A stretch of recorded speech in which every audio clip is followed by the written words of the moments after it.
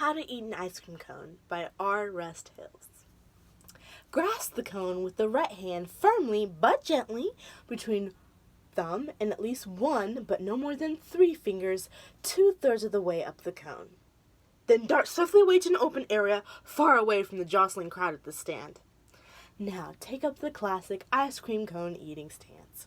Feet from 1 to 2 feet apart, body bent forward from the waist at a 25-degree angle 12 inches from it. But don't start eating yet.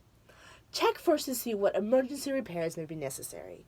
Checking the cone for possible trouble can be done in just a second or two if one knows where to look and does it systematically. Now, a trouble spot some people overlook is the bottom tip of the cone. This may have been broken off, or the flap of the cone material at the bottom, usually wrapped over itself in that funny spiral construction, may be folded in a way that is imperfect and leaves an opening. No need to say that through this opening, in a matter of perhaps 30 or at most 90 seconds, we'll begin to pour hundreds of thousands of sticky molecules of melted ice cream. It is a grim moment.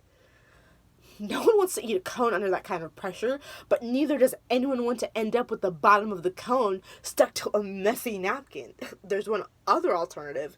Increase the waistband from the 25-degree angles to 35 degrees, and then eat the cone, allowing the ice cream to drop out of the bottom onto the ground in front of you.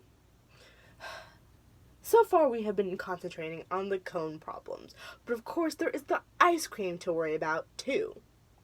Frequently, the ice cream will be mounted on the cone in a way that is hilariously lopsided.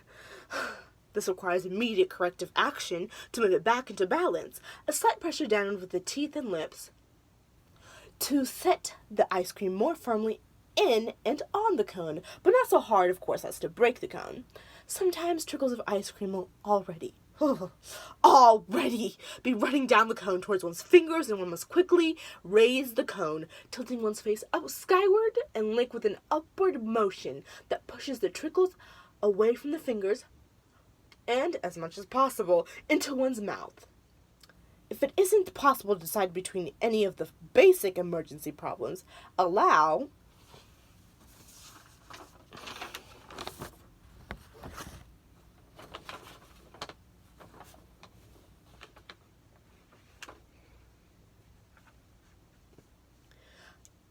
yourself to make an arbitrary adjudication. Assign a head's value to one and a tail's value to the other. Then flip a coin to decide which is to be tended to first.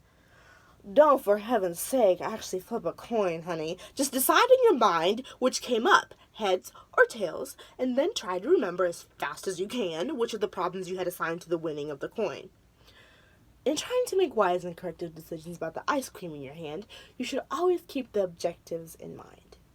The main objective, of course, is to get the cone under control. Secondarily, one will want to eat the cone calmly and with pleasure. Real pleasure lies not in simply heating the cone, but in eating it right. Proceed with it in an orderly fashion. First, revolve the cone through the full 360 degrees, snapping at loose gobs of ice cream. Turn the cone by moving the thumb away from you and the forefinger towards you, so the cone moves counterclockwise. Then, with the cone still wound, which will require the wrist to be bent at a 90-degree angle towards you, apply pressure with the mouth and tongue to accomplish overall alignment, straightening and settling the whole mess. Then, unwinding the cone back to the full 360 degrees, remove any chunks of ice cream, eating the ice cream off the top. At each bite, you must press down cautiously so that the ice cream settles further and further into the cone. Be very careful not to break the cone. Of course, you can never take so much ice cream into your mouth at once that it hurts your teeth. For the same reason, you never let unmelted ice cream into the back of your mouth. If all these proceedings are followed correctly, you should arrive at the ideal, the way an ice cream cone is actually pictured. See, you have taken irregular, chaotic form, and finally you have sculpted an ordered, ideal shape. At last, you can begin to take little nibbles of the cone itself, being very careful not to crack it. Revolve the cone so that its rim remains smooth and level as you eat both ice cream and cone in the same ratio. Because of the geometrical nature of things, a constantly reduced cone remains a perfect inverted cone, no matter how small it grows, just as a constantly reduced dome held within a cone retains its shape. Because you are constantly reshaping the dome of the ice cream with your tongue nibbling at the cone, it follows in logic. And in actual practice, if you are skillful and careful, that the cone will continue to look exactly the same except for its size as you eat it down. So that at the very end you will hold between your thumb and forefinger a tiny idealized replica of an ice cream cone. I think perhaps 1 inch high. Then you can hold the miniature cone up for everyone to see and pop it gently into your mouth.